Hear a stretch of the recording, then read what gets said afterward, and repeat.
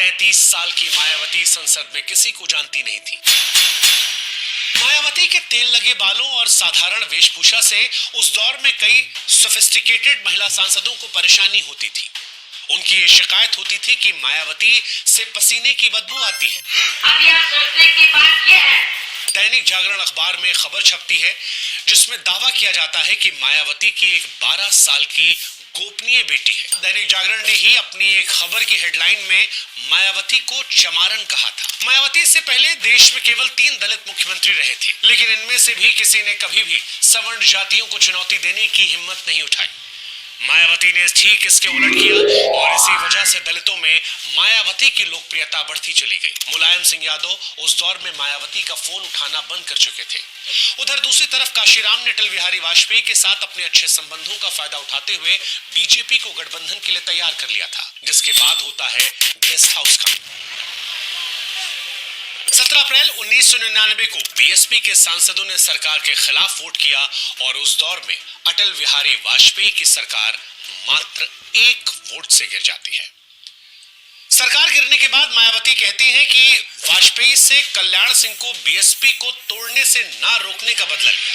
मौजूदा सरकार के खिलाफ वोट दिया है और हमारी वजह से सरकार गिरी है। ये उत्तर प्रदेश का जवाब है बीजेपी को। मायावती का रघुराज प्रताप सिंह उर्फ राजा भैया से भी बड़ा टकराव होता है। इसी के बाद से मायावती ने राजा भैया और उनके पिता को पोटा के तहत जेल में डाल दिया। मुलायम सिंह यादव ने दावा किया कि मायावती ने जन्मदिन के गिफ्ट के तौर पर अपने मंत्रियों, सांसदों, विधायकों और सरकारी अधिकारियों से पैसे मांगे हैं। ऐसा लग रहा था कि मायावती मुलायम सिंह का वही हश्र करने की योजना बना रही थी जो उन्होंने राजा भैया के साथ किया था। मायावती ने अपना ध्यान 2007 के उत्तर प्रदेश विधानसभा चुनाव पर लगाया।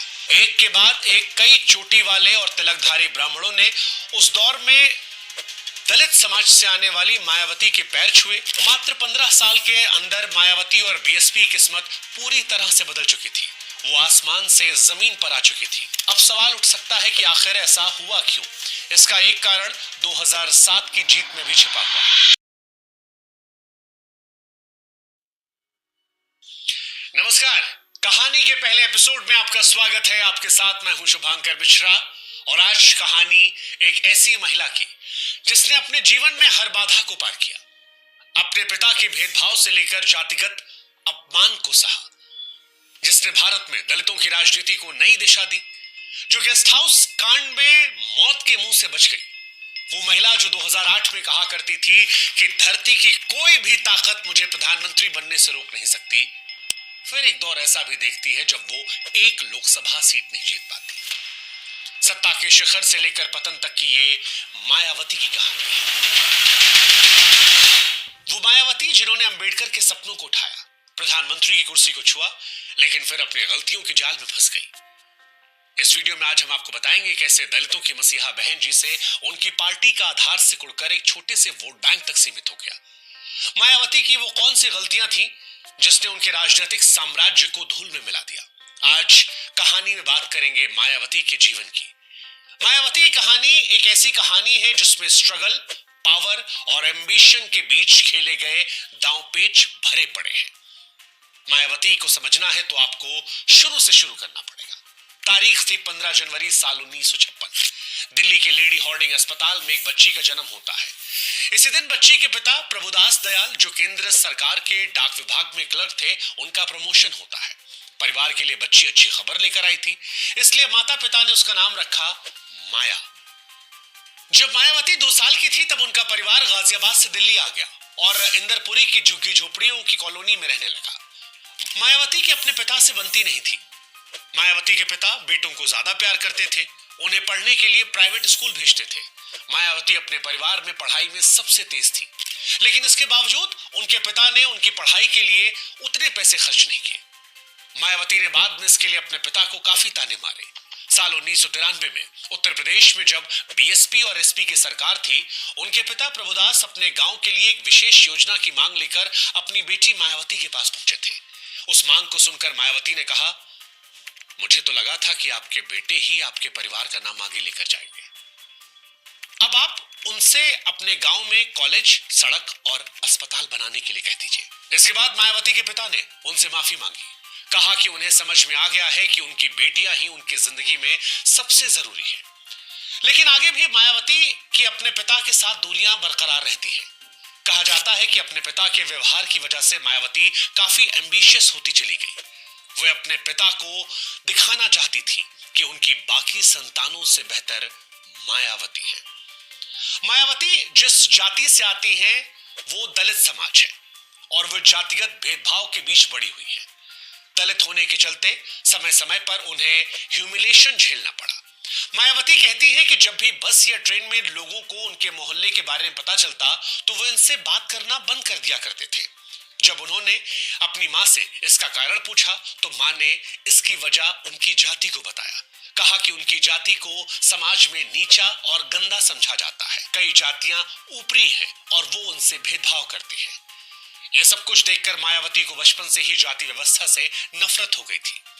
दिल्ली में रहते हुए मायावती हर साल 14 अप्रैल को अंबेडकर जयंती के कार्यक्रमों में हिस्सा लेने जाती। बाबा साहब को मिलने वाली इज्जत से मायावती बहुत प्रभावित हुई थी। उन्होंने अपने पिता से पूछा कि अगर वो भी अंबेडकर की तरह सामाजिक अन्याय के खिलाफ लड़ती हैं, तो क्या लोग उन्हें भी सम्मान देंगे? उनके पिता ने कहा कि इसके लिए उन्हें पढ़कर आईएएस बनना पड़ेगा। अपने पिता की ये बात मायावती के दिमाग में बैठ गई और फिर मायावती आईएएस बनने को अपना मिशन बना लेती है। मायावती को आईएएस बनने की इतनी जल्दी थी कि उन्होंने एक ही साल में 3 क्लासेस पार कर ली। मायावती दिल्ली के कालिंदी कॉलेज से ग्रेजुएशन और गाजियाबाद के कॉलेज से बीएड करने के बाद दिल्ली यूनिवर्सिटी से कानून की पढ़ाई करने लगी। इसके साथ ही एक सरकारी स्कूल में वो पढ़ाने भी लगी। इन सब के बीच उनकी आईएएस की तैयारी भी जारी थी। इस दौरान मायावती दलितों के मुद्दों को लेकर हमेशा सजग रहती। उस समय की युवा, शहरी और पढ़े लिखे दलितों को लगता था कि कांग्रेस का वोट बैंक होने के बाद भी पार्टी उनके सामाजिक और आर्थिक दमन को खत्म करने के लिए कुछ भी नहीं कर रही। इमरजेंसी में जो कुछ हुआ था उससे दलितों का कांग्रेस से और भी ज्यादा मुंह भंग हो गया था। दरअसल इमरजेंसी के समय संजय गांधी के जबरदस्ती नसबंदी और झुग्गी झोपड़ियों को तोड़ने के अभियान से दलितों को काफी नुकसान हुआ था। इन दलित युवाओं की नाराजगी महात्मा गांधी तक जाती थी। 1932 में महात्मा गांधी ने दलितों को सेपरेट इलेक्टोरेट्स देने की अंबेडकर की मांग को ठुकरा दिया था। सेपरेट इलेक्टोरेट्स का मतलब हर सीट पर दलित अपना अलग प्रतिनिधि चुन सकते थे। मायावती जैसे दलित युवा गांधी के इस फैसले को एक बड़े पाप के तौर पर देखते थे और मायावती ने अपनी ऑटोबायोग्राफी में महात्मा गांधी के बारे में इसी के चलते काफी कड़वी बातें लिखी है। मायावती अपने शुरुआती दिनों से ही महात्मा गांधी को मनुवादी भी कहती थी। उनका यह मानना था कि अंबेडकर की सेपरेट इलेक्टोरेट्स की मांग ठुकराकर गांधी ने अछूतों को एक बड़ी स्वतंत्र राजनीतिक ताकत बनने से रोक दिया। मायावती को गांधी की तरफ से अछूतों को दिए गए हरिजन नाम से भी बेहद आपत्ति थी। जब सितंबर 1977 में दिल्ली के कॉन्स्टिट्यूशन क्लब में जाति व्यवस्था के खिलाफ एक कॉन्फ्रेंस में रायबरेली से इंदिरा गांधी को हराने वाले राज नारायण ने अछूतों को हरिजन कहा, उस वक्त मायावती नाराज हो गई। अपने भाषण में मायावती ने कहा कि ये शब्द बोलकर राजनारायण ने दलितों का अपमान किया है और इसी के बाद राजनारायण मुर्दाबाद, जनता पार्टी मुर्दाबाद जैसे नारे लगने लगे। कॉन्फ्रेंस में आए दलित नेताओं और एक्टिविस्ट ने मायावती को इस जोरदार भाषण के लिए शाबाशी दी। शाबाशी देने वालों में बैकवर्ड और minority communities employees federation BAMCEF के लोग शामिल थे। ये काशीराम का संगठन था जो दलितों के बीच अपनी अलग पहचान बना रहा था। इसी भाषण के बाद मायावती का नाम दलित संगठनों और कार्यकर्ताओं के बीच बड़ी तेजी से फैलने लगा। साल 1977 की एक सर्द रात में लगभग 9 बजे किसी ने मायावती के घर का दरवाजा खटखटाया। जब दरवाजा खोला गया तो सामने काशीराम खड़े थे। काशीराम से मायावती की यह पहली मुलाकात थी। काशीराम उस समय तक शहरी दलितों में एक जाना पहचाना नाम बन चुके थे।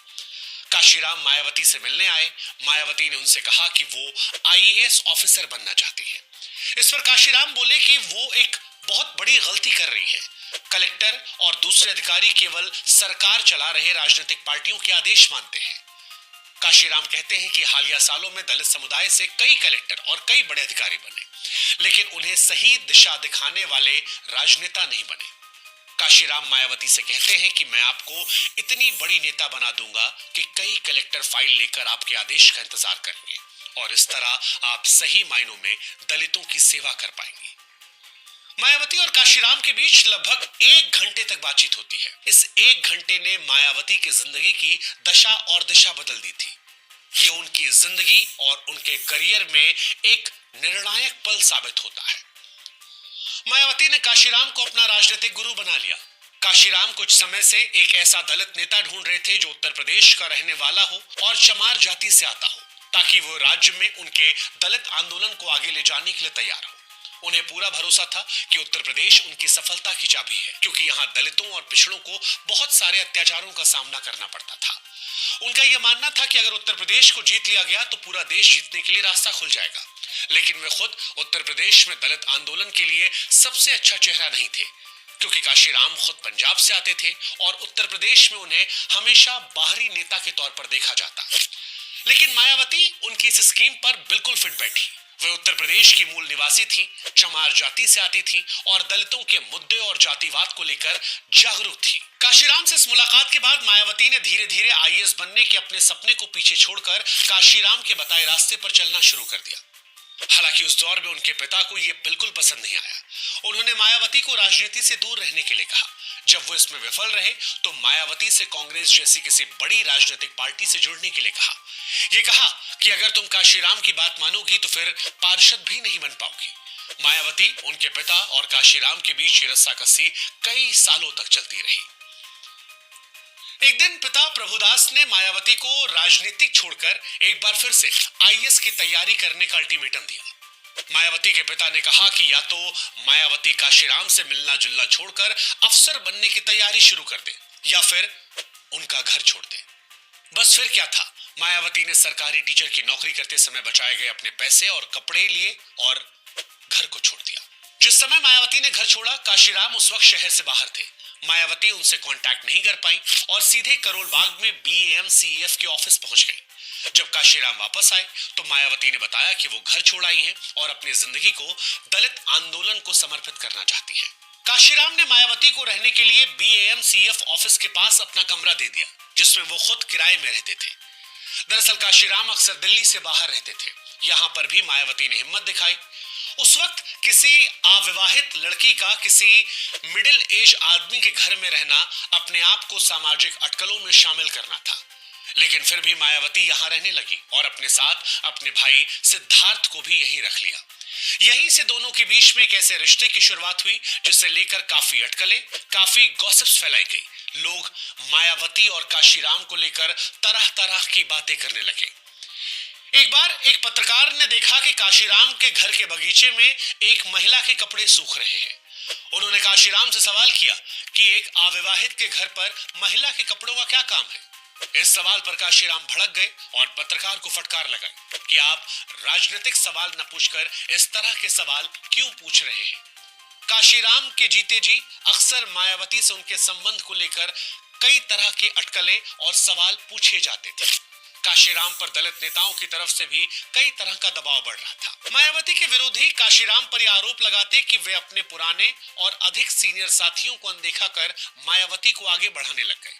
हालांकि इन तमाम चर्चाओं के बीच में मायावती ने कई मौकों पर यह कहा कि काशीराम उनके लिए बड़े भाई या फिर पिता के बराबर थे। लेकिन मायावती काशीराम को लेकर पॉजिटिव थी। जब भी कोई काशीराम के करीब आने की कोशिश करता तो मानो उन्हें खतरा महसूस होता। यह आरोप लगता कि मायावती काशीराम के सोशल सर्किल और डेली एक्टिविटीज पर निगरानी रखती थी। इससे कई बार काशीराम परेशान हो जाते। काशीराम के कई पुराने दोस्त भी मायावती को पसंद नहीं करते थे। वे उन्हें मायावती से दूर रहने को कहते थे। दूसरी तरफ मायावती धीरे धीरे काशीराम को उनके पुराने दोस्तों से दूर कर रही थी। 1970 के दशक के अंत तक काशीराम को लगने लगा कि BAMCEF बहुजन समाज को लेकर उनके विजन को पूरा नहीं कर सकता। उन्हें यह लगने लगा कि पढ़े लिखे दलितों को इकट्ठा करने भर से कुछ भी नहीं होने वाला। दलितों को पॉलिटिकल पावर की जरूरत है। अंबेडकर की तरह काशीराम भी पॉलिटिकल पावर को दलितों के मुक्ति की मास्टर की मानते थे और इसके बाद इसी दिशा में काम करना शुरू कर दिया। यहां मायावती ने भी काशीराम को BAMCEF से आगे बढ़ाने का साहस दिया। अगर मायावती नहीं होती तो शायद काशीराम BAMCEF को छोड़ नहीं पाते। दलितों को एकजुट करने के लिए काशीराम ने 1980 में अंबेडकर ऑन व्हील्स नाम से एक अभियान शुरू किया। इसमें अंबेडकर के जीवन, उनके विचारों के बारे में बताया जाता और दलितों के साथ होने वाले अत्याचार, प्रताड़ना को भी दिखाया जाता। ये एक कामयाब अभियान था। इसके कामयाबी में मायावती का अहम योगदान माना जाता है। इसी बीच 1980 में मंडल कमीशन के चलते पिछड़ी जातियां मोबिलाइज हो रही थी। इससे काशीराम के आंदोलन को काफी मदद मिलती है। 1981 के आखिर में काशीराम ने दलित शोषित समाज संघर्ष समिति बनाई। इसे DS4 के नाम से जाना गया। इसका नारा था, ठाकुर ब्राह्मण बनिया छोड़, बाकी सब है DS4। इसी तरह इनके कार्यकर्ता प्रचार के दौरान तिलक, तराजू और तलवार, जूते मारो इनको चार, ऐसे कई नारे लगाने लगे, जिन पर बाद में कई तरह के विवाद हुए। DS4 दरअसल एक राजनीतिक पार्टी नहीं थी। इसका उद्देश्य दलितों, पिछड़ों और अल्पसंख्यकों को साथ में लाना था। DS4 के बाद 14 अप्रैल साल 1984 को दिल्ली में बहुजन समाज पार्टी को लॉन्च किया गया। इसकी लॉन्चिंग से पहले DS4 के नेताओं कार्यकर्ताओं ने देश भर में लगातार 100 दिनों तक साइकिल से घूमकर अभियान चलाया, जिसमें 7,000 से अधिक सभाएं आयोजित की गई। लेकिन पार्टी की लॉन्चिंग को ज्यादा सुर्खियां नहीं मिली, क्योंकि उस वक्त देश में operation blue star, Bhopal gas त्रासदी, इंदिरा गांधी की हत्या और सिख विरोधी दंगे जैसे कई प्रमुख घटनाएं हो रही थी। इसी साल हुए लोकसभा चुनाव में काशीराम और मायावती ने अपना पहला चुनाव लड़ा। मायावती पश्चिमी उत्तर प्रदेश की कैराना सीट से मैदान में उतरती है। तब तक BSP को चुनाव आयोग से मान्यता नहीं मिली थी, इसलिए दोनों नेता निर्दलीय उम्मीदवार के तौर पर लड़ते हैं। लेकिन इस चुनाव में मायावती और काशीराम दोनों ही चुनाव हार जाते हैं। अगले साल उत्तर प्रदेश के रिजर्व बिजनौर सीट पर लोकसभा उपचुनाव में मायावती एक बार फिर चुनाव में उतरती है। यहाँ पर उनका मुकाबला जगजीवन राम की बेटी मीरा कुमार और उभरते दलित नेता राम विलास पासवान के साथ था। मीरा कुमार ये चुनाव जीत गई। मायावती यहाँ तीसरे स्थान पर रही। लेकिन इस बार कांग्रेस के साथ रहे दलितों ने मायावती को वोट दिया था। मई 1987 में मायावती ने तीसरी बार अपनी सियासी किस्मत को आजमाया और हरिद्वार की रिजर्व लोकसभा सीट से उपचुनाव लड़ी। अब तक BSP को चुनाव आयोग से मान्यता मिल चुकी थी और मायावती के पार्टी के सिंबल हाथी पर चुनाव लड़ा गया। लेकिन इस बार भी मायावती को हार का सामना करना पड़ा। हालांकि उनको मिलने वाले वोटों की संख्या 1,30,000 को पार कर गई थी। ये वही चुनाव था जिसमें रामविलास पासवान की जमानत जब्त हो गई थी और इसके बाद रामविलास पासवान कभी भी उत्तर प्रदेश से चुनाव नहीं लड़ते हैं। BSP एक के बाद एक चुनाव लड़ती गई। मायावती गांव-गांव जाकर प्रचार करती रही। मायावती को देखकर ग्रामीण महिलाएं अचंभित हो जाती। मायावती और काशीराम ने पिछड़ी जातियों और अल्पसंख्यकों को भी अपने साथ जोड़ने की कोशिश की। पिछड़ी जातियों को अपने साथ करने के लिए मंडल कमीशन की रिपोर्ट को लागू करने की मांग करते हुए अभियान चलाए। इसके अलावा वो मुस्लिम गांवों और बस्तियों में जाकर मुस्लिमों से दलितों के साथ जुड़ने को कहती। उनकी इस मेहनत का असर भी दिखने लगा। 1989 लोकसभा चुनाव में BSP ने पहली बार अपना खाता खोला और उसे 3 सीटों पर जीत मिल गई। पार्टी 245 सीटों पर लड़ी थी और उसे देश भर में 2.7% वोट मिले। BSP के सफर में ये एक छोटा लेकिन अहम पड़ाव था। बिजनौर में मायावती को 1,83,000 वोट मिले और जनता दल के उम्मीदवार को 10,000 से अधिक वोटों से हराया। इसके बाद मायावती पहली बार लोकसभा पहुंचती हैं। 33 साल की मायावती संसद में किसी को जानती नहीं थी, लेकिन वे संसद के नियम सीखने के लिए पूरी तरह से आतुर थी। अन्य सांसदों को देखकर मायावती भी लोकसभा के वेल में आ जाती। यहाँ उनके मुद्दे मुख्य तौर पर दलितों पर अत्याचार को लेकर रहते। संसद में मायावती का रवैया देखकर कई नेताओं को उस वक्त ये लगता था कि वो संसदीय बहस का स्तर गिरा रही है। मायावती के तेल लगे बालों और साधारण वेशभूषा से उस दौर में कई सोफिस्टिकेटेड महिला सांसदों को परेशानी होती थी। उनकी ये शिकायत होती थी कि मायावती से पसीने की बदबू आती है। उन्होंने एक सीनियर सांसद से कहा कि वो मायावती को स्ट्रॉन्ग परफ्यूम लगाने की सलाह दे। संसद में मायावती की पहली पारी ज्यादा लंबी नहीं चली। VP सिंह और फिर चंद्रशेखर की सरकार गिर गई और लोकसभा को समय से पहले भंग करना पड़ा, जिससे देश में मिड टर्म लोकसभा चुनाव हुए। इसके बाद मंडल का दौर आया और देश के पॉलिटिकल सीन में BSP कहीं पीछे छूट गई। साल 1991 लोकसभा चुनावों में BSP की सीटें 3 से घटकर 2 हो गई। मायावती अपनी दोनों सीटों पर चुनाव हार गई। उत्तर प्रदेश विधानसभा चुनाव में भी BSP का प्रदर्शन उम्मीद के मुताबिक नहीं रहा और उनकी सीटें और वोट परसेंटेज दोनों गिर गए। 2 सीटों से हारने के बाद मायावती ने फिर से लोकसभा पहुंचने के लिए नवंबर 1991 में बुलंदशहर से उपचुनाव लड़ा, लेकिन एक बार फिर उन्हें हार का मुंह देखना पड़ा। हार के साथ साथ मायावती को यहां बूथ कैप्चरिंग के आरोप में उस वक्त गिरफ्तार भी किया गया था। इसके बाद मायावती ने 1992 में पंजाब के होशियारपुर से लोकसभा उपचुनाव लड़ा, लेकिन यहां पर भी वो चुनाव हार गई। ये पहली बार था जब उत्तर प्रदेश के बाहर मायावती ने चुनाव लड़ा था। उन्हें 90,000 से अधिक वोट मिले थे। वो दूसरे स्थान पर रही थी। इसी बीच अयोध्या में कार सेवकों ने बाबरी मस्जिद तो गिराया, केंद्र सरकार ने कल्याण सिंह की सरकार को बर्खास्त कर दिया, लेकिन इसके बाद साल 1993 में यहां मिड टर्म विधानसभा चुनाव होते हैं। इस चुनाव में पहली बार मुलायम सिंह की समाजवादी पार्टी और काशीराम की बीएसपी ने गठबंधन किया था। सपा और बसपा दोनों के लिए गठबंधन फायदे का सौदा साबित हुआ। नतीजों में समाजवादी पार्टी को 109 और बहुजन समाज पार्टी को 67 सीटें आती हैं। उन्होंने कांग्रेस और अन्य छोटी पार्टियों के समर्थन से सरकार बना ली। 177 सीटों के साथ सबसे बड़ी पार्टी बनी बीजेपी को उस वक्त विपक्ष में बैठना पड़ा था। बीएसपी पहली बार सत्ता में आ चुकी थी। मुलायम सिंह यादव मुख्यमंत्री बने थे और बीएसपी को 11 मंत्री पद मिले थे। मायावती इस सरकार में शामिल नहीं हुई, लेकिन उन्हें इस गठबंधन की फंक्शनिंग को सुपरवाइज करने का काम सौंपा गया था। इसे मायावती ने अपनी इमेज बनाने के मौके के तौर पर देखा। सरकार बनने के कुछ समय बाद ही लोकल मीडिया ने मायावती को सुपर चीफ मिनिस्टर कहना शुरू कर दिया। इसे सुनकर मायावती को खूब मजा आता। लोकसभा चुनाव में असफल हो चुकी मायावती को जनवरी 1994 में राज्यसभा की सीट मिल गई, लेकिन इस बार वे सांसद आकर खुश नहीं थी। इसी बीच मार्च 1994 में मायावती ने महात्मा गांधी पर आपत्तिजनक बयान देकर बड़ा विवाद खड़ा कर दिया। लखनऊ में मीडिया से बात करते हुए मायावती ने कहा कि गांधी ने दलितों को हरिजन यानी भगवान के बच्चे बताया। मैं पूछती हूं कि अगर दलित भगवान के बच्चे हैं तो क्या बाकी शैतान के बच्चे हैं? अगर गांधी को यह शब्द इतना ही प्यारा लगता था तो वो खुद को हरिजन क्यों नहीं बुलाते थे? वे अपने नाम के आगे हरिजन क्यों नहीं लिखते थे? मायावती के इस बयान के बाद उन पर टाडा एक्ट के तहत गिरफ्तारी की मांग कई नेताओं ने की, लेकिन मायावती पर इसका कोई भी असर नहीं था। वह इस बयान को लेकर बिल्कुल पीछे नहीं हटी और अपने बयान पर टिकी रही। मुलायम सिंह ने सार्वजनिक तौर पर मायावती की आलोचना नहीं की, लेकिन मायावती के बयान से मुलायम ने दूरियां बना ली थी।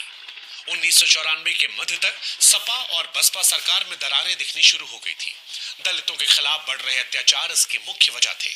1994 मार्च में मेरठ में जातीय हिंसा में 2 दलितों की मौत समेत कई ऐसी घटनाएं हुई जिससे मायावती को मुलायम सरकार में दखल देने का बहाना मिल गया। कहा जाता है कि मायावती को सरकार में दखल देने में काफी मजा आ रहा था। इसी बीच 1995 में पंचायत चुनाव होते हैं। इसमें एक तरफा जीत के बाद समाजवादी पार्टी को लगा कि गठबंधन से केवल उसे फायदा हुआ है। मुलायम बीएसपी के विधायकों को तोड़ने की कोशिश करने लगे ताकि सरकार चलाने के लिए उन्हें बीएसपी की जरूरत ही न पड़े। इन सभी चीजों के चलते 1995 की गर्मियां आते आते सपा बसपा गठबंधन टूटने का कगार पर था। मुलायम सिंह यादव उस दौर में मायावती का फोन उठाना बंद कर चुके थे, बीएसपी को तोड़ने की कोशिशें करने में लगे थे। उधर दूसरी तरफ काशीराम ने अटल बिहारी वाजपेयी के साथ अपने अच्छे संबंधों का फायदा उठाते हुए बीजेपी को गठबंधन के लिए तैयार कर लिया था। कहा जाता है कि काशीराम ने समझौता होने तक मायावती को भी इस बारे में जानकारी नहीं दी थी। बीजेपी लीडरशिप काशीराम को मुख्यमंत्री बनाना चाहती थी, लेकिन बीमार होने के चलते वे ऐसा नहीं कर सके। बीजेपी ने उन्हें समर्थन पत्र दे दिया और उनके स्वस्थ होने का इंतजार कर रही थी। लेकिन इसी बीच मई के अंत में काशीराम तक ये खबर पहुंची कि मुलायम बीएसपी को तोड़ने की कोशिश कर रहे हैं। ये खबर पहुंचते ही तुरंत मायावती को अस्पताल में बुलाया और उनसे बीजेपी के साथ सरकार बनाने का आदेश दे दिया। इसके बाद मायावती 1 जून साल 1995 को राज्यपाल से मिलती है, लेकिन जब मुलायम सिंह को ये जानकारी मिली तो मुलायम गुस्से में आ गए। मुलायम को खुद पर गुस्सा आ रहा था कि उन्होंने बीएसपी को तोड़ने में आखिर इतनी देरी क्यों कर दी। बीएसपी के समर्थन वापस लेने के बाद सरकार में रहने के लिए मुलायम को बीएसपी के 69 में से 23 विधायकों के समर्थन की जरूरत थी, लेकिन उनके पास बीएसपी के उत्तर प्रदेश प्रमुख राज बहादुर समेत 15 विधायकों का ही समर्थन था, जिसके बाद होता है गेस्ट हाउस कांड। गेस्ट हाउस कांड कुछ ऐसा रहा जिसकी गूंज लंबे समय तक उत्तर प्रदेश की राजनीति में रही। दरअसल 2 जून को जब मायावती लखनऊ के सरकारी गेस्ट हाउस में बीएसपी विधायकों के साथ बैठक कर रही थी, तब शाम लगभग 4 बजे समाजवादी पार्टी के 200 नेताओं और कार्यकर्ताओं ने गेस्ट हाउस पर हमला बोल दिया। समाजवादी पार्टी के ये तमाम नेता जातिवादी नारे लगाते हुए चिल्लाने लगे और बीएसपी विधायकों और उनके परिवार वालों को धमकियां दे रहे थे। ये सब कुछ देखकर बीएसपी विधायकों ने दरवाजा बंद कर लिया, लेकिन भीड़ दरवाजा तोड़कर अंदर घुस जाती है। बीएसपी विधायकों के साथ मारपिटाई शुरू हो जाती है। कम से कम 5 बीएसपी विधायकों को घसीटते हुए जबरदस्ती कार में डालकर मुख्यमंत्री के आवास ले जाया जाता है। वहां पर उन पर मुलायम सिंह यादव को समर्थन देने के पत्र पर हस्ताक्षर करने के लिए मजबूर किया जाता है। कुछ विधायकों ने डर की वजह से हस्ताक्षर कर भी दिए थे। मायावती गेस्ट हाउस के स्वीट नंबर 1-2 में ठहरी थी। समाजवादी पार्टी के नेता यहां भी पहुंच जाते हैं। जातिवादी नारेबाजी और अश्लील गालियां देते हुए दरवाजे को खटखटाते हैं। स्थिति नियंत्रण से बाहर जा रही थी, लेकिन हजरतगंज के एसएचओ विजय भूषण और एसएचओ सुभाष सिंह बघेल ने कुछ कांस्टेबल के साथ मिलकर भीड़ को पीछे ढकेल दिया। उन्हें रोकने के लिए कॉरिडोर में दीवार बनाकर खड़े हो गए। इन चंद बहादुर पुलिसकर्मियों के अलावा वहां मौजूद किसी भी कर्मचारी या अधिकारी ने भीड़ को रोकने की कोशिश नहीं की। कई बीएसपी विधायकों और कुछ पुलिस वालों ने अपने बयानों में बाद में बताया कि लखनऊ के एसएसपी सीनियर ओपी सिंह घटना के समय गेस्ट हाउस में ही मौजूद थे, लेकिन उन्होंने कुछ भी नहीं किया, जबकि वो सिगरेट के गश के बीच इस सारी खबर की जानकारी को लेते रहे। इसी बीच मायावती अपने कमरे के अंदर से केंद्रीय गृह मंत्री शंकर राव चौहान और बीजेपी और जनता दल के नेताओं को फोन करती रही। इंडियन एक्सप्रेस की रिपोर्ट के अनुसार समाजवादी पार्टी के विधायकों और गुंडों ने मायावती को जमकर गालियां दी, उन्हें पीटने की कोशिश की। मायावती की जान पर खतरा आ गया था। जब बीएसपी के विधायक उन्हें बचाने में नाकाम रहे, तब बीजेपी के विधायक ब्रह्मदत्त द्विवेदी उन्हें बचाकर ले गए। आरएसएस के स्वयंसेवक रहे ब्रह्मदत्त द्विवेदी पास ही की बिल्डिंग में ठहरे हुए थे। इस घटना के बाद से मायावती ब्रह्मदत्त द्विवेदी को अपना भाई मानने लगी थी, और जब साल 1997 में ब्रह्मदत्त द्विवेदी की हत्या हुई, तब उनके घर जाकर वो फूट फूट कर रोई थी। इसके बाद हुए उपचुनावों में मायावती ब्रह्मदत्त द्विवेदी की पत्नी के खिलाफ बीएसपी के उम्मीदवार को नहीं उतारती है, और वहां लोगों से मायावती अपने भाई की विधवा को वोट देने की अपील भी करती है। खैर, वापस लौटते हैं गेस्ट हाउस कांड पर। अगले दिन जब डीएम राजीव खेर मौके पर पहुंचे, तब जाकर गेस्ट हाउस की स्थिति नियंत्रण में आई। उन्होंने सिटी एसपी के साथ मिलकर समाजवादी पार्टी के नेताओं और गुंडों को गेस्ट हाउस से बाहर निकाला। इसके लिए लाठीचार्ज भी करना पड़ा। उन्होंने मुख्यमंत्री कार्यालय से आई चेतावनी को नजरअंदाज कर दिया, और इसी के चलते उसी शाम उनका ट्रांसफर भी कर दिया गया। आधी रात बीतने के बाद डीएम के आश्वासन के बाद मायावती और अन्य विधायकों ने स्वीट 1-2 के दरवाजे खोले। इस पूरे घटनाक्रम को ही गेस्ट हाउस कांड के नाम से जाना जाता है। गेस्ट हाउस कांड के बावजूद मुलायम सिंह मायावती को मुख्यमंत्री बनने से रोक नहीं पाए, और 3 जून साल 1995 को मायावती उत्तर प्रदेश में पहली बार मुख्यमंत्री पद की शपथ लेती है। जब मायावती मुख्यमंत्री बनी, तब प्रधानमंत्री नरसिम्हा राव ने इसे लोकतंत्र का चमत्कार बताया था। वैसे सच कहें तो ये चमत्कार जैसा ही था। दलित समुदाय से आने वाली एक युवा महिला, जिसके पास ना तो कोई प्रशासनिक अनुभव था और ना ही कोई राजनीतिक विरासत, वो अचानक से देश के सबसे बड़े राज्य की मुख्यमंत्री बन जाती है। मुख्यमंत्री के तौर पर मायावती के पास बड़े फैसले लेने लायक बहुमत नहीं था। उन्हें पता था कि बीजेपी कभी भी उनसे अपना समर्थन वापस ले सकती है, लेकिन उन्होंने इस छोटे मौके का भी बीएसपी के दलित एजेंडा को एग्रेसिवली आगे बढ़ाने के लिए इस्तेमाल किया। मायावती से पहले देश में केवल 3 दलित मुख्यमंत्री रहे थे। आंध्र प्रदेश में दामोदरम संजीवैया, बिहार में राम सुंदर दास और राजस्थान में जगन्नाथ पहाड़िया। लेकिन इनमें से भी किसी ने कभी भी सवर्ण जातियों को चुनौती देने की हिम्मत नहीं उठाई। मायावती ने ठीक इसके उलट किया, और इसी वजह से दलितों में मायावती की लोकप्रियता बढ़ती चली गई। दलित एजेंडा को आगे बढ़ाने के लिए मायावती ने सबसे पहले कई बड़ी संस्थाओं, इमारतों और जिलों का नाम दलित नायकों पर रखा। पूरे राज्य में अंबेडकर की प्रतिमाएं लगाना शुरू कर दिया। मायावती का सबसे एम्बिशियस प्रोजेक्ट राजधानी लखनऊ में दलित बहुजन नायकों के सम्मान में 28 एकड़ का अंबेडकर पार्क और परिवर्तन चौक बनाना रहा।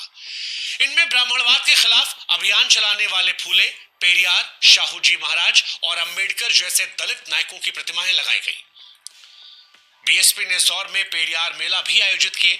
पेरियार ने रामायण ट्रू रीडिंग नामक अपनी किताब में रामायण का एक अल्टरनेटिव रूप पेश किया, जिसमें उन्होंने राम और सीता को खुलेआम अपमानजनक तरीके से दर्शाया था। पेरियार पर फेस्टिवल्स के जरिए बीएसपी ने दलितों का दिल तो जीत लिया, लेकिन इसे बीजेपी को जानबूझकर उकसाने के तौर पर देखा गया, जिसका वोट बैंक सवर्ण जातियों में था। इसके अलावा कई अहम पदों पर दलितों को पोस्ट किया गया। आधे जिलों में दलित अधिकारियों को मजिस्ट्रेट बनाया गया। 25% से अधिक पुलिस थानों का इंचार्ज दलित पुलिस अधिकारियों को बनाया गया। मायावती ने अंबेडकर गांव योजना के जरिए ज्यादा दलित आबादी वाले गांवों को ज्यादा पैसे दिए। अभी तक जो गांव सबसे पिछड़े थे, अचानक से वो चमकने लगे। वहां पक्की सड़कें, हैंडपंप, मेडिकल क्लिनिक और पक्के घर बनने लगे। वाल्मीकि समाज के बच्चों के लिए एजुकेशन के लिए वजीफा दिया गया। उन्हें टॉयलेट्स की सफाई से दूर रखने के लिए बाकी कामों की ट्रेनिंग दी गई। मायावती मायावती ने यह सब कुछ जानबूझकर ऊपरी जातियों द्वारा बनाई गई व्यवस्था को हटाने के लिए किया। यह दलितों को यकीन दिलाने के लिए एक सोची समझी रणनीति का हिस्सा था कि पिछड़े लोगों के लिए ऊपरी जातियों के दबदबे को चुनौती देना संभव है। मायावती ने दिखाया कि अगर दलितों के पास पॉलिटिकल पावर हो तो वो क्या कर सकते हैं। ये सब कुछ काशीराम का मास्टर प्लान था, लेकिन मायावती ने इसे अच्छे तरीके से जमीन पर उतारा। बीजेपी और उस दौर में ऊपरी जातियों के दबदबे वाले मीडिया संस्थानों के लिए यह पचाना आसान नहीं था, लेकिन उसकी आलोचना से दलितों में मायावती का प्रभाव और ज्यादा बढ़ने लगा। उधर मायावती ने मुसलमानों को अपनी तरफ करने के लिए भी कई कदम उठाए। उनके जिस काम ने मुसलमानों का दिल जीता वो था सितंबर 1995 में मथुरा में बाबरी मस्जिद राम जन्मभूमि जैसे सती पैदा करने की विश्व हिंदू परिषद की कोशिश को नाकाम कर देना। बाबरी मस्जिद की तरह यहाँ पर भी वीएचपी कृष्ण जन्मभूमि से सटी हुई मस्जिद को हटाने की मांग कर रही थी। 1995 में उसने कृष्ण जन्माष्टमी के मौके पर बड़ी संख्या में लोगों को इकट्ठा करके मस्जिद पर कब्जा करने की योजना बनाई, लेकिन मायावती ने उसकी इस योजना को विफल कर दिया। वे वीएचपी की धमकियों के आगे नहीं झुकी और वीएचपी को इसके बाद पीछे हटना पड़ा। मायावती ने उसे विवादित स्थल से 3 किलोमीटर दूर कृष्ण जन्माष्टमी बनाने के लिए मजबूर कर दिया था। मायावती के समर्थक लंबे समय तक इस घटना को प्रशासन को अच्छे से संभालने की उनकी काबिलियत के सबूत के तौर पर पेश करते रहे। मायावती के मुसलमानों के लिए हिंदू कट्टरपंथियों के सामने डटकर खड़े होने से उनकी सेक्युलर छवि और मजबूत होती है और इसी के चलते भविष्य में बीजेपी के साथ कई बार सरकार बनाने के बावजूद मुसलमान उन्हें वोट देते रहे। लेकिन मथुरा केस में उनका कड़ा रुख मायावती की कुर्सी जाने की वजह भी बना। कुछ समय बाद बीजेपी ने मायावती से समर्थन वापस लिया। पहली बार में मायावती केवल 136 दिन ही मुख्यमंत्री रह पाई थी। उनकी सरकार गिरने के बाद बीजेपी और समाजवादी पार्टी दोनों ने बहुजन समाज पार्टी को तोड़ने की कोशिश की, लेकिन वे इसमें नाकाम रहे, जिसके बाद उत्तर प्रदेश में राष्ट्रपति शासन लग गया था। मायावती के समर्थक अक्सर ये कहते हैं कि मायावती के पावर में जाने के बाद से मीडिया उनके पीछे पड़ गया था। साल 1995 में दैनिक जागरण अखबार में खबर छपती है जिसमें दावा किया जाता है कि मायावती की एक 12 साल की गोपनीय बेटी है। दैनिक जागरण अखबार ने मायावती की 12 साल की बेटी की खबर पूर्व बीएसपी नेता के हवाले से छापी थी, जिसे पार्टी से बाहर निकाल दिया गया था। मायावती इस खबर से बेहद नाराज हो जाती हैं और लखनऊ में एक बड़ी रैली में दैनिक जागरण अखबार को उनकी कथित बेटी पेश करने या फिर परिणाम भुगतने के लिए तैयार रहने की चुनौती दी डाली। इसके बाद बीएसपी कार्यकर्ताओं ने गुस्से में आकर लखनऊ के दैनिक जागरण के ऑफिस में तोड़फोड़ की। मायावती ने खुद को इस हिंसा से दूर कर लिया। उन्होंने कहा कि अगर वो सच में दैनिक जागरण पर हमला करवाना चाहती तो उनके ऑफिस की एक भी ईंट नहीं बचती। उनका एक सिग्नल ही दैनिक जागरण को खत्म कर देता। वहीं दूसरी तरफ दैनिक जागरण के मालिक नरेंद्र मोहन ने भी मायावती से माफी मांगने से इनकार कर दिया था। मायावती के पार्टी कार्यकर्ताओं में इस दौर में गुस्सा था। मायावती की पार्टी के सभी डिस्ट्रिक्ट यूनिट ने शपथ ली कि मायावती को मुख्यमंत्री बनाने के लिए अब वो कोई भी कुर्बानी देने को तैयार है। इस घटना के लगभग 10 साल बाद दैनिक जागरण ने ही अपनी एक खबर की हेडलाइन में मायावती को चमारन कहा था। इसके बाद बीएसपी कार्यकर्ताओं ने एक बार फिर उसके ऑफिस पर हमला किया। इस बार मायावती ने अखबार पर 100 करोड़ की मानहानि का मुकदमा किया, जिसके बाद दैनिक जागरण अखबार ने माफी मांगते हुए कहा कि ये टाइपिंग एरर था। मायावती ने मुख्यमंत्री के तौर पर जिस तरीके से दलितों को आगे बढ़ाया, उससे बीएसपी का जमीनी आधार मजबूत हो गया। साल 1996 लोकसभा चुनाव में इसका प्रदर्शन अच्छा रहा। उसने उत्तर प्रदेश में 6 सीटें जीती, 20 से अधिक % में वोट मिले, जबकि 10 साल पहले 1985 में उसे 2.4% वोट मिले थे। लगभग 10 साल पहले शुरू हुई पार्टी के लिए बड़ी सफलता थी। बीएसपी ने पंजाब में 3 सीटें, मध्य प्रदेश में 2 सीटें जीती। इस तरह उसके खाते में कुल 11 सीटें आई। उसे देश भर में लगभग 4% वोट मिला। 1996 में ही उत्तर प्रदेश में विधानसभा के चुनाव होते हैं, जिसमें बीएसपी कांग्रेस के साथ गठबंधन में लड़ती है। इस गठबंधन में बीएसपी बड़ी पार्टनर थी और लगभग 300 सीटों पर लड़ी। वहीं कांग्रेस केवल 125 सीटों पर लड़ती है। जब नतीजे आते हैं तो 1993 में हुए पिछले चुनाव से बिल्कुल मिलते जुलते रहे। कांग्रेस के साथ गठबंधन में लड़ने के बावजूद बीएसपी को पिछली बार के बराबर 67 सीटें मिली।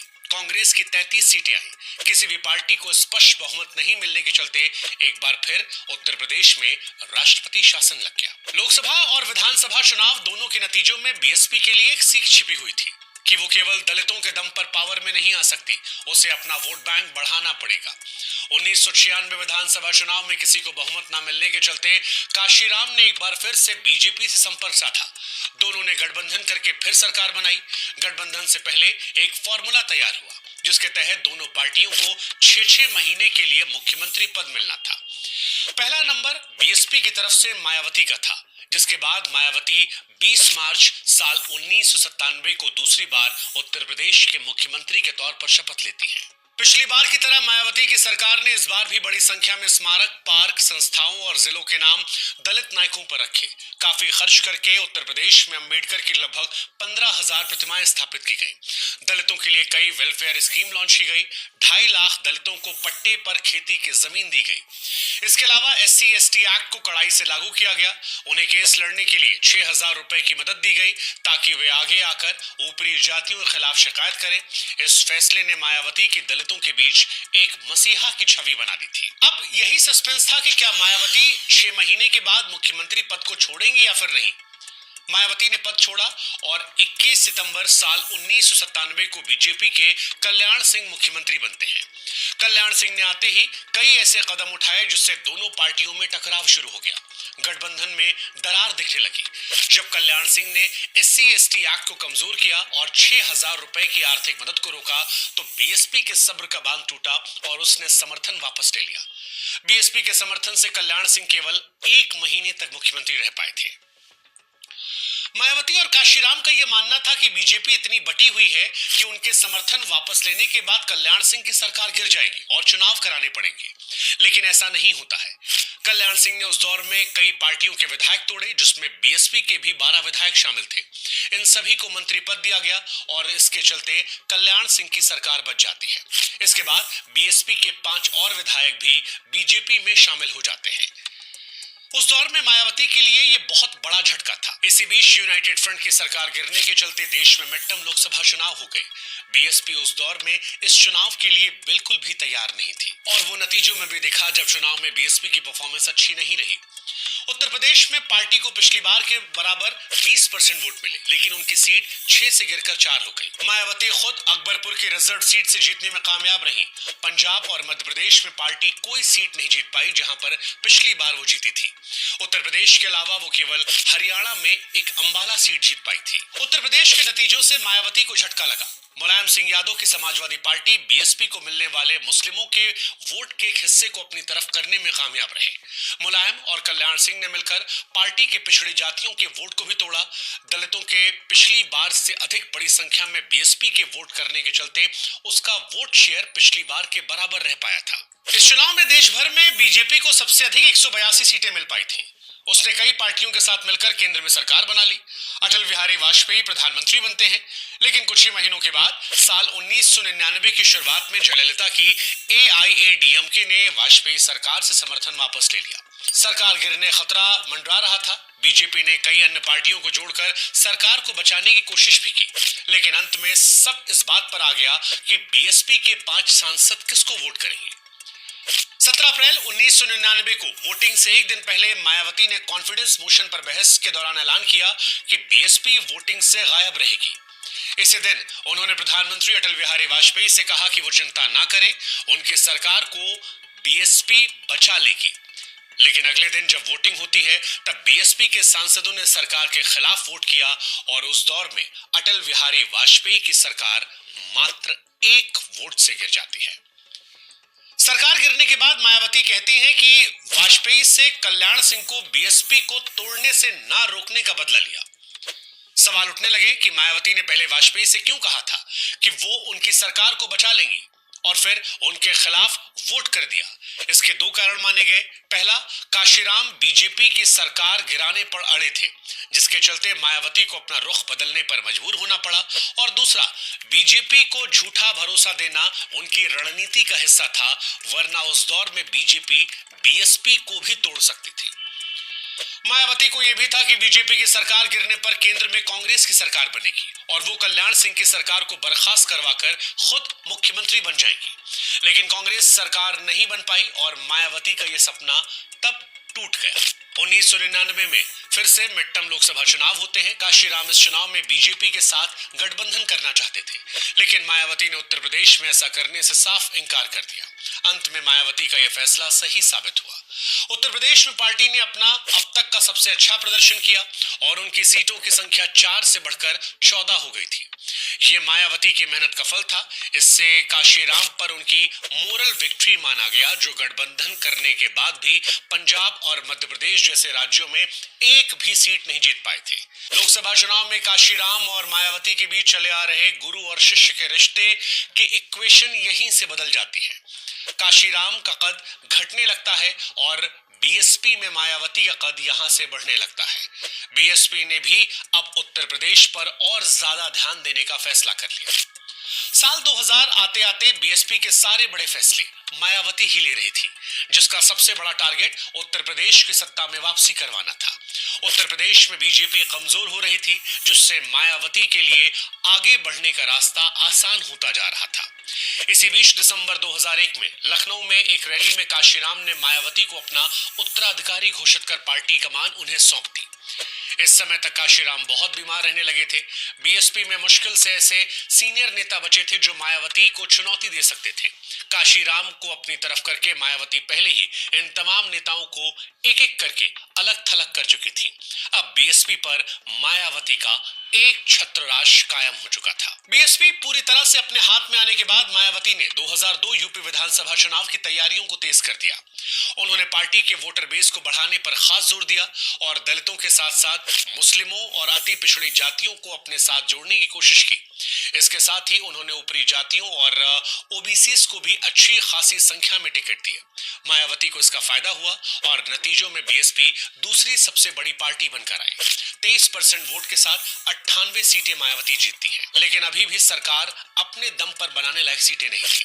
इसलिए मायावती ने एक बार फिर बीजेपी से गठबंधन कर लिया। इस बार मायावती को पूरे 5 साल के लिए मुख्यमंत्री रखने पर सहमति बनी थी और इस तरह 3 मई 2002 को तीसरी बार उत्तर प्रदेश की मुख्यमंत्री मायावती बनती। मायावती के तीसरे कार्यकाल में ही आता है गुजरात दंगों का असर। मायावती ने बीजेपी के साथ ऐसे समय पर गठबंधन किया था जब 2002 में बीजेपी की सरकार में गुजरात के दंगे हुए थे और इसी के चलते भाजपा सियासत में अछूत सी हो गई थी। लेकिन इसके बावजूद मायावती ने भाजपा के समर्थन से सरकार बनाई। इस मुद्दे पर वो शांत रही, जबकि खुद बीजेपी के सहयोगी तक हमलावर थे। इससे साफ लगा कि मायावती और उनके गुरु काशीराम के लिए उत्तर प्रदेश की सत्ता में वापसी से ज्यादा कुछ भी मायने नहीं रखता था। एक सेकुलर नेता की उनकी छवि पर अब तक का ये सबसे बड़ा धब्बा था। मायावती ने गुजरात विधानसभा चुनावों में भी बीजेपी के लिए उस दौर में प्रचार प्रसार किया था। इससे मुस्लिमों में नाराजगी थी। मीडिया में यह खबर चलने लगी कि बीएसपी के 14 मुस्लिम विधायक कॉन्फिडेंस मोशन में मायावती के खिलाफ वोट कर सकते हैं या फिर गायब रह सकते हैं। हालांकि ऐसा कुछ हुआ नहीं और मायावती ने आराम से बहुमत साबित कर लिया। मुख्यमंत्री के तौर पर मायावती के तीसरे कार्यकाल में कुछ बड़े बदलाव थे। सबसे बड़ा बदलाव यह था कि इस बार बीजेपी को जानबूझकर उकसाने की कोशिश नहीं की थी। उन्होंने SC/ST एक्ट में सुधार करके बीजेपी के ऊपरी जातियों के डर को दूर कर दिया था। इसके साथ ही UP prevention of the cow slaughter act के प्रावधानों में संशोधन करके गौहत्या पर बैन और अधिक इफेक्टिव बना दिया था। उन्होंने आडवाणी को राहत देते हुए बाबरी मस्जिद के डिमोलिशन से संबंधित केस को रायबरेली ट्रांसफर करने की अनुमति दे दी थी। इसके अलावा मायावती ने इस बार सरकार में कुछ अहम प्रशासनिक पदों पर ऊपरी जातियों के अधिकारियों को पोस्टिंग भी दी। उन्होंने मनवादी शब्द का प्रयोग करना बंद कर दिया और इससे सबसे ज्यादा बीजेपी को राहत मिली, जिससे इस बात का डर था कि मायावती फिर से ऊपरी जातियों को उकसाने की कोशिश करेंगी। लेकिन जल्द ही दलित वोट बैंक को लेकर मायावती और बीजेपी का टकराव हुआ। 2002 में उत्तर प्रदेश के अध्यक्ष विनय कटियार ने एक यात्रा की शुरुआत की, जिसमें अंबेडकर को मुसलमान विरोधी बताया गया। मायावती और काशीराम दोनों विनय कटियार की इस कोशिश से गुस्सा होते हैं, जिससे बीएसपी के मुस्लिम और दलित दोनों वोट बैंक पर असर पड़ सकता था। मायावती ने इसकी शिकायत प्रधानमंत्री अटल बिहारी वाजपेयी से की, जिन्होंने कटियार से अपनी यात्रा रोकने को कहा। इसके बावजूद 2003 के आते आते बीएसपी बीजेपी की गठबंधन में दरारें दिखने लगी थी। 15 जनवरी को दिल्ली के तालकटोरा स्टेडियम में मायावती के जन्मदिन के मौके पर काशीराम ने यह कहकर हलचल पैदा कर दी कि अभी राजनीति में बीजेपी टॉप पर है और उनका ये टारगेट है कि ये मुकाम बीजेपी से बीएसपी को छीनना है। इसी बीच मायावती का रघुराज प्रताप सिंह उर्फ राजा भैया से भी बड़ा टकराव होता है। 1997 में बीएसपी के समर्थन वापस लेने के बाद राजा भैया ने कल्याण सिंह की सरकार को बचाने में मदद की थी। इसके बदले में उन्हें बीजेपी सरकार में मंत्री पद दिया गया था। 2002 में जब बीएसपी बीजेपी की सरकार आई तो उन्हें उम्मीद थी कि वापस से मंत्री बनाया जाएगा, लेकिन ऐसा नहीं होता है। उन्होंने मायावती को भी कई मैसेजेस भेजे कि अपनी सरकार में मंत्री पद दें, लेकिन जब मायावती ने ऐसा नहीं किया तो राजा भैया ने उनकी सरकार को गिराने की ठान ली और अक्टूबर 2002 में नो कॉन्फिडेंस मोशन पेश कर दिया। राजा भैया ने अपने समर्थकों से कहा कि वो मायावती को सबक सिखाएंगे, लेकिन उनकी ये कोशिश सफल नहीं होती है और मायावती की सरकार बच जाती है। इसी के बाद से मायावती ने राजा भैया और उनके पिता को पोटा के तहत जेल में डाल दिया। एक ऐसा कानून था जिसे आतंकियों पर लगाया जाता था। उन्होंने राजा भैया के खिलाफ चल रहे बाकी केसेस भी खोल दिए, उनके परिवार की संपत्ति को जब्त कर लिया। बेती में राजा भैया के महल में बने बड़े तालाब को रिजर्व बर्ड सेंचुरी घोषित कर दिया। इसे वन विभाग को सौंप दिया गया। उनके घर पर छापा मारा गया, जिसमें उस दौर में AK-56 समेत कई राइफलें और बंदूकें भी मिलती हैं। जब मायावती के इस एक्शन को लेकर चौतरफा सवाल खड़े हुए, तब मायावती ने कहा कि वो खतरनाक आतंकी को जेल में डाल रही हैं। उन्होंने राजा भैया के घर पर मिले हथियारों को इसका सबूत बताया। मायावती ने दावा किया कि राजा भैया और उनके पिता के पाकिस्तान की खुफिया एजेंसी ISI से संपर्क हो सकते हैं और खुफिया रिपोर्ट से पता चला है कि रिपब्लिक डे सेलिब्रेशन के दौरान वो मायावती की हत्या करने की योजना भी बना रहे थे। रघुराज प्रताप सिंह पर मायावती का यह एक्शन उनकी मजबूत छवि को दर्शाता है। कई लोगों को यह बिल्कुल नापसंद आ रहा था, लेकिन समाज का एक हिस्सा ऐसा भी था जिसकी नजर में मायावती की छवि लार्जर देन लाइफ बन चुकी थी। पुलिस और ब्यूरोक्रेसी मायावती को एक तेज तर्रार नेता के तौर पर देख रही थी जो अपने फैसलों को लेकर अडिग रहती है। इसका असर दलितों और पिछड़ी जातियों पर भी देखने को मिलता है। इस घटना के बाद गांवों और दलित बस्तियों में मायावती के किस्से कहानियों को सुनाया जाने लगा। इसके बाद मायावती का एक ऐसा ऑरा बना जो बाद में मायावती के बहुत काम आता है। राजा भैया पर मायावती की कार्रवाई से कुछ ऊपरी जातियां भी इंप्रेस हुई, खासकर ब्राह्मण और बनिया, जिनका उस दौर में ठाकुरों के साथ अक्सर विवाद रहा करता था। उस दौर में चाय की टपरियों पर अक्सर ये चर्चा रहा करती थी कि दबंग ठाकुर को एक दलित महिला ने किस तरह से सबक सिखाया। लेकिन मायावती ने ठाकुरों को अपना दुश्मन बना लिया था, जो उस दौर में दलित समाज से आने वाली एक महिला से इस तरह सार्वजनिक अपमानित होने को मौत से बदतर मानने लगे थे। हालांकि मायावती के अच्छे दिन ज्यादा दिन नहीं टिके और जल्द ही उनके बुरे दिन आने वाले थे। सबसे पहले 2003 में मुलायम सिंह ने उन पर कई घोटालों में शामिल होने का आरोप लगाया। मुलायम सिंह यादव ने दावा किया कि मायावती ने जन्मदिन के गिफ्ट के तौर पर अपने मंत्रियों, सांसदों, विधायकों और सरकारी अधिकारियों से पैसे मांगे हैं और सैकड़ों करोड़ रुपए इकट्ठा कर लिए हैं। उन्होंने मामले की CBI जांच की भी मांग की। इसके बाद मुलायम सिंह यादव ने राज्यपाल के सामने एक वीडियो टेप भी पेश किया, जिसमें कथित तौर पर मायावती अपने नेताओं से सांसद और विधायक निधि से BSP को डोनेशन देने की बात कह रही थी। मायावती ने इन तमाम आरोपों को झूठा बताया और उल्टा मुलायम सिंह यादव पर विधायक निधि से करोड़ों रुपए लेकर अपने पिता के नाम पर स्कूल बनाने का आरोप लगा दिया। उन्होंने मुलायम सरकार के दौरान फंड के मिसयूज की जांच करने का आदेश दिया। ऐसा लग रहा था कि मायावती मुलायम सिंह का वही हश्र करने की योजना बना रही थी जो उन्होंने राजा भैया के साथ किया था। लेकिन मुलायम सिंह राजा भैया नहीं थे। उन्होंने मायावती की कार्रवाई से पहले ही अपनी अगली चाल चल दी और मायावती सरकार के खिलाफ नो कॉन्फिडेंस मोशन पेश कर दिया। विधानसभा में BSP और SP के विधायकों में जमकर मार पिटाई हुई। SP के विधायकों ने गली गली में शोर है, मायावती चोर है के नारे लगाए। मायावती की मुसीबतें यहीं खत्म नहीं हुई। उनका एक विवादित वीडियो टेप भी सामने आया, जिसमें मायावती हिंदू देवी देवताओं के लिए अपमानजनक भाषा का इस्तेमाल करती नजर आई। इस टेप में मायावती कह रही थी कि गांव में तो कुत्ता भी देवता होता है, वो पहले जाके गंगा जल चढ़ाता है और फिर देवता का प्रसाद खाता है। जो देवता अपनी रक्षा नहीं कर सकता वो आपको क्या देगा। इस वीडियो टेप ने बीजेपी और संघ परिवार के लिए बड़ी परेशानी खड़ी कर दी, जो मायावती की सरकार को समर्थन कर रहे थे। धीरे धीरे संघ में मायावती के खिलाफ माहौल बनता जा रहा था और इसी के बाद सामने आया ताज कॉरिडोर स्कैम, वो स्कैम जिससे मायावती की सरकार चली गई। जून 2003 में छपी एक खबर में आरोप लगा कि मायावती सरकार ताजमहल के पीछे यमुना नदी के किनारे एक इल्लीगल कॉरिडोर बना रही है, जिसमें 37 करोड़ रुपए से ज्यादा लगने हैं। सुप्रीम कोर्ट ने सीबीआई को इस घोटाले की जांच करने और 2 महीने के अंदर रिपोर्ट देने का आदेश किया। मायावती को संदेह हुआ कि उनके खिलाफ साजिश हो रही है और वो ऑफेंसिव मोड में आ गई, लेकिन ये दांव भी उनके खिलाफ गया। प्रधानमंत्री अटल बिहारी वाजपेयी ने सार्वजनिक तौर पर धमकी दे डाली कि बीजेपी मायावती सरकार से समर्थन वापस भी ले सकती है। उन्होंने और आडवाणी ने प्राइवेट बातचीत में मायावती को खूब सुनाई और कहा कि अगर वो पीछे नहीं हटी तो उन्हें सपोर्ट नहीं करेंगे। इस तरह एक बच्ची की तरह डांटे जाने से मायावती के अंदर गुस्सा उबल रहा था। लखनऊ वापस आते ही अपने करीबी नेताओं को चुनाव की तैयारी करने का मायावती ने आदेश भी दे दिया था। इसी बीच सीबीआई ने ताश कॉरिडोर मामले में शामिल लोगों से पूछताछ करना शुरू कर दिया। 25 अगस्त 2003 को मायावती के करीबी पर्यावरण मंत्री नसीमुद्दीन सिद्दीकी से पूछताछ की गई। मायावती पर शिकंजा कसता जा रहा था। बचने के लिए मायावती अटैक मोड में आ गई और खुद ही अपनी सरकार गिरा डाली। उन्होंने राज्यपाल को अपना इस्तीफा सौंप दिया और विधानसभा भंग करके दोबारा से चुनाव करवाने की सिफारिश की। इससे हर कोई, खासतौर पर बीजेपी, पूरी तरह से हैरान थी। मायावती का सोचना था कि बीजेपी 2004 लोकसभा चुनाव बीएसपी के साथ गठबंधन लड़ने के लिए डेस्परेट है और वाजपेयी सरकार उत्तर प्रदेश में 2004 लोकसभा चुनाव के साथ विधानसभा चुनाव कराने के लिए तैयार हो जाएगी। लेकिन ये उनकी मिस कैलकुलेशन थी जो उन पर भारी पड़ने जा रही थी। मायावती की अपनी ही सरकार गिराने से हैरान हुई बीजेपी ने अपनी ओर से एक सरप्राइज चाल चल दी और मुलायम सिंह की सरकार बनने देने का फैसला लिया।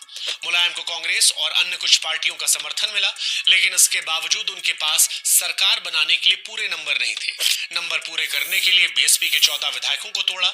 ये दल बदल कानून के खिलाफ था, लेकिन बीजेपी लीडरशिप के इशारे पर माना जाता है कि राज्यपाल उस दौर में खामोश रहे और आखिरकार मुलायम सिंह यादव ने सरकार बना ली। सरकार बनाने के बाद मुलायम ने बीएसपी के और विधायकों को तोड़ना शुरू कर दिया। सितंबर 2003 के पहले हफ्ते तक मायावती के वो 37 विधायकों को तोड़ चुके थे। मायावती उत्तर प्रदेश में पूरी तरह से अकेली पड़ गई थी। लगभग सभी बड़ी पार्टियां उनके खिलाफ एक हो गई थी और उनके खुद की पार्टी भी टूट गई थी। राजनाथ सिंह, कल्याण सिंह, विनय कटियार और मुलायम सिंह सभी मायावती को राजनीतिक तौर पर खत्म करने के लिए एक साथ आ गए थे। इसके साथ ही मायावती को अपनी जान का भी खतरा था, क्योंकि मुलायम सिंह की सरकार ने आते ही राजा भैया की जेल से रिहाई कर दी थी। माना जाने लगा कि अब बदला मायावती से भी लिया जाएगा। इसी खतरे के बीच मायावती ने विधानसभा से इस्तीफा दिया और टाइट सिक्योरिटी के बीच ज्यादातर वो लखनऊ के अपने घर में रहने लगी। इसी दौरान ताश कॉरिडोर मामले में सीबीआई ने मायावती से पूछताछ की और दिल्ली और लखनऊ स्थित उनके घरों पर छापे मारे।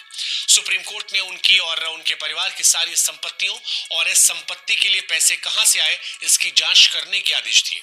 मायावती इस समय अपने गुरु काशीराम की मदद भी नहीं ले सकती थी, जो स्ट्रोक के बाद बहुत ज्यादा बीमार हो गए थे। मायावती न केवल राजनीतिक जीवन में घिरी थी, बल्कि उनकी निजी जिंदगी में भी उस इंसान को खोने का खतरा बना हुआ था जिसकी वो सबसे ज्यादा परवाह करती थी। आमतौर पर कोई भी कच्चे दिल का आदमी होता तो इन परिस्थितियों में वो हार मान लेता, घर पर बैठ जाता। लेकिन मायावती कच्चे दिल की नहीं बल्कि साहसी नेता रही, जैसा उनकी जिंदगी में पहले भी हुआ था। जब भी मायावती को कोई खतरा लगता, मायावती पहले से ज्यादा एग्रेसिव हो जाती। इस बार भी मायावती ने यही किया। लंबे समय तक उनका साथ देने वाले प्रधानमंत्री अटल बिहारी वाजपेयी को खासतौर पर निशाने पर लिया और गठबंधन टूटने के लिए उन्हें जिम्मेदार ठहरा दिया। अक्टूबर में जब सीबीआई ने उनके घर पर छापा मारा तो मायावती ने आरोप लगाया कि वाजपेयी की दत्तक पुत्री और दामाद ने इल्लीगली बहुत पैसा कमाया है और प्रधानमंत्री सीबीआई से पहले उनकी जांच करवाने को कहे। एक तरफ मायावती वाजपेयी पर हमला कर रही थी, तो वहीं दूसरी तरफ लगातार काशीराम का हालचाल लेने के लिए कांग्रेस अध्यक्ष सोनिया गांधी की तारीफ कर रही थी। उन्होंने कहा कि सोनिया गांधी ने भारतीय संस्कृति के बारे में पूरी तरह से सीख लिया है। इस तारीफ के कुछ हफ्ते बाद बीएसपी ने 2003 की सर्दियों में दिल्ली, मध्य प्रदेश, छत्तीसगढ़, राजस्थान में होने वाले विधानसभा चुनाव के लिए कांग्रेस के साथ एक अस्थायी समझौते का ऐलान भी कर दिया। इसी बीच मायावती के 2 सहयोगियों शशांक शेखर सिंह और सतीश मिश्रा ने उन्हें लीगल प्रॉब्लम से बचाने में मदद की। इलाहाबाद हाईकोर्ट ने ताश कॉरिडोर केस की जांच पूरी होने तक उनकी गिरफ्तारी पर रोक लगा दी थी। गिरफ्तारी का खतरा हटने के बाद मायावती और ज्यादा एग्रेसिव हो गई। उन्होंने बीजेपी को अपना दुश्मन नंबर 1 घोषित कर दिया। लोकसभा चुनाव का सेमीफाइनल माने जा रहे 2003 के मध्य प्रदेश, राजस्थान, छत्तीसगढ़ विधानसभा चुनावों में उनका एकमात्र मिशन था बीजेपी को हराना। कांग्रेस के साथ आधिकारिक गठबंधन तो नहीं किया, लेकिन बीएसपी इसी तरीके से लड़ी जिससे बीजेपी के उम्मीदवार हार जाएं। कांग्रेस और बीएसपी के साथ आने का लोकसभा चुनाव पर बड़ा असर पड़ना तय था और बीजेपी इससे घबराई हुई थी। हालांकि विधानसभा के चुनावों में मायावती की चाल काम नहीं आई और बीजेपी मध्य प्रदेश, राजस्थान, छत्तीसगढ़ को जीतने में कामयाब रही। कांग्रेस के हाथ में केवल दिल्ली आई। बीएसपी का सभी राज्यों में वोट परसेंटेज बढ़ा, लेकिन सीटों की संख्या कम हो गई। इस हार के बावजूद मायावती और सोनिया गांधी का रिश्ता मजबूत होता चला गया। सोनिया गांधी 15 जनवरी 2004 को मायावती के जन्मदिन की पार्टी में शामिल होती है और इसी पार्टी में दोनों नेताओं की जो मुस्कुराती हुई तस्वीर आई, वो भविष्य के लिए एक बड़ा राजनीतिक संकेत दे रही थी। सोनिया गांधी ने इसी तरह से पर्सनली जाकर बाकी देश में अन्य पार्टियों के साथ गठबंधन किया और 2004 में बीजेपी के शाइनिंग इंडिया नारे की हवा निकालते हुए कांग्रेस बीजेपी से अधिक सीटें जीतने में कामयाब रही। कांग्रेस से गठबंधन यूपीए सेंटर में 2004 में सरकार बनाता है। बीएसपी के लिए भी चुनाव अच्छा साबित रहा, खासतौर पर उत्तर प्रदेश में। राज्य में उसका वोट परसेंटेज 2 बढ़ा और 24.67 हो गया। वहीं सीटों की संख्या 14 से बढ़कर 19 हो गई, जिससे उसने उत्तर प्रदेश में 2 राष्ट्रीय पार्टियां कांग्रेस और बीजेपी को पीछे छोड़ दिया था। अब बहुजन समाज पार्टी से आगे केवल समाजवादी पार्टी थी। बीएसपी का वोट शेयर लगभग समाजवादी पार्टी के बराबर आ गया था और इसी तरीके से मायावती का वाजपेयी सरकार को गिराने का मिशन पूरा हो गया। इसके बाद मायावती ने अपना ध्यान अपने सबसे बड़े पॉलिटिकल दुश्मन मुलायम सिंह यादव पर लगाया। इसमें उन्हें सोनिया गांधी से भी मदद मिली, जो खुद माना जाता है मुलायम को पसंद नहीं करती थी। मायावती और सोनिया गांधी पहले से ही करीब थे और मुलायम के रूप में कॉमन दुश्मन के चलते और करीब हो रहे थे। बीएसपी ने पहले दिन से यूपीए सरकार को समर्थन देने का ऑफर किया, लेकिन सरकार में शामिल नहीं हुई और न ही बाहर से समर्थन दिया। मुलायम सिंह एक के बाद एक कई स्कैंडल्स में फंसते गए और दूसरी तरफ सोनिया गांधी से पर्सनल इक्वेशन के चलते ताज कॉरिडोर केस को लेकर मायावती की टेंशन कम हो गई। अब मायावती ने अपना ध्यान 2007 के उत्तर प्रदेश विधानसभा चुनाव पर लगाया। 2.5 साल पहले ही चुनाव की तैयारियां करना शुरू कर दिया। चुनाव की रणनीति बनाने में अभी तक मायावती के लीगल एडवाइजर रहे सतीश मिश्रा ने अहम भूमिका निभाई। ये उस दौर में एक बोल्ड मूव था, क्योंकि अभी तक बीएसपी में ऊपरी जाति के किसी भी नेता को कोई अहम पद नहीं दिया गया था। सतीश मिश्रा ने 2005 की शुरुआत में मायावती को एक ऐसी सलाह दी थी जो सोशल इंजीनियरिंग को एक नए मुकाम पर ले जाने वाली थी। उन्होंने हिंदू समाज के ऊपरी और निचली तबके यानी ऊपरी जातियों और दलितों को साथ लाने की सलाह दी। इस समय यादव और जाट जैसी जातियों के बढ़ते प्रभाव के कारण ब्राह्मणों में भी इनसिक्योरिटी बढ़ रही थी। ठाकुरों ने भी इन जातियों से हाथ मिला लिया था, जिससे ब्राह्मण अकेले पड़ गए थे। ब्राह्मणों के सबसे बड़े नेता अटल बिहारी वाजपेयी भी 2004 लोकसभा चुनाव में हार और बीमारी के चलते सियासत से गायब हो चुके थे, जिससे ब्राह्मण राजनीतिक रूप से बहुत कमजोर हो गए थे। खुद एक ब्राह्मण नेता होने के चलते सतीश मिश्रा को ब्राह्मणों में बढ़ती बेचैनी का पता था, इसलिए मायावती को उन्होंने साथ लाने का सुझाव दिया। उन्होंने कहा कि ब्राह्मणों को साथ लाने से बीएसपी को फायदा हो सकता है, जिनकी आबादी राज्य में तकरीबन 10% है। मायावती इसके लिए मान गई और इसके बाद सतीश मिश्रा ने पूरे उत्तर प्रदेश में ब्राह्मण सम्मेलन किए। उनका यह अभियान लखनऊ में एक बड़े महासम्मेलन के साथ खत्म होता है।